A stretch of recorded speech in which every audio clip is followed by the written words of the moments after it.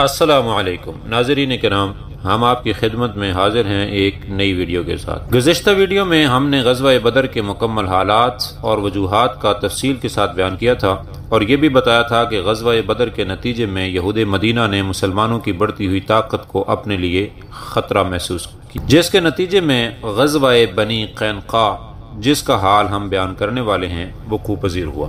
مدینہ کے یہودی مسلمانوں کے معاہد تھے، جس کا ذکر ہم نے پچھلی ایک ویڈیو میں تفصیل کے ساتھ کیا تھا، لیکن دل ہی دل میں اسلام کی ترقی سے بہت حسد رکھتے تھے۔ رسول اکرم صلی اللہ علیہ وآلہ وسلم کے مدینہ پہنچنے کے باعث ان کا وہ اثر و اقتدار زائل ہو رہا تھا جو انہیں مدینہ کے عربوں میں اپنے علمی اور مالی تفوق کے باعث حاصل تھا۔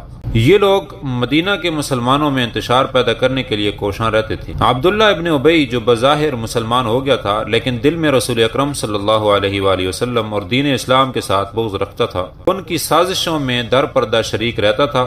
اس کے علاوہ وہ جنگ بعاث کے واقعات کی یاد تازہ کر کے اوس اور خزرج کو دوبارہ لڑانے کے در پہ رہتے تھے، جو آغوش اسلام میں آنے کی بدولت متحد ہو چکے تھے۔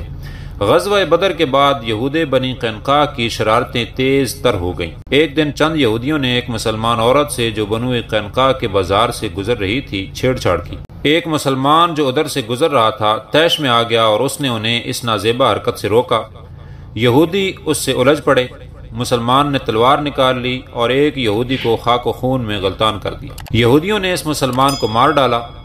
اس بلوے کی اطلاع پا کر رسول خدا صلی اللہ علیہ وآلہ وسلم یہودیوں کے پاس گئے اور انہیں شرارتوں سے باز رہنے کی نصیحت کرتے ہوئے فرمایا کہ خدا سے ڈرو، ایسا نہ ہو کہ تم پر بھی قریش بدر کی طرح اس کا عذاب نازل ہو۔ یہودیوں نے جواب دیا کہ وہ قریش تھے جو مسلمانوں سے شکست کھا گئے، ہم سے پالا پڑا تو ہم دکھا دیں گے کہ لڑائی کسے کہتے ہیں۔ بنو قینقاع کے یہودیوں کو معاہدہ یاد دلایا گیا تو انہوں نے کہا کہ ہم اس معاہدے کے پابند نہیں، جو جی میں آئے کرو۔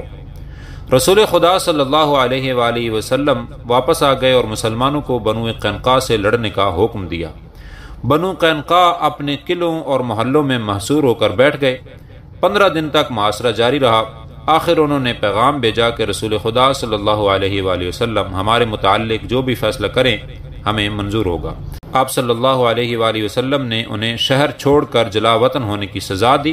بنو قینقاع کے 700 یہودی، جن میں 300 زرہ پوش تھے، مدینہ سے نکل کر شام کے علاقہ ازرعات میں آباد ہو گئے۔ یہ مہم جنگ بدر سے 1 ماہ بعد شوال 2 ہجری میں پیش آئی۔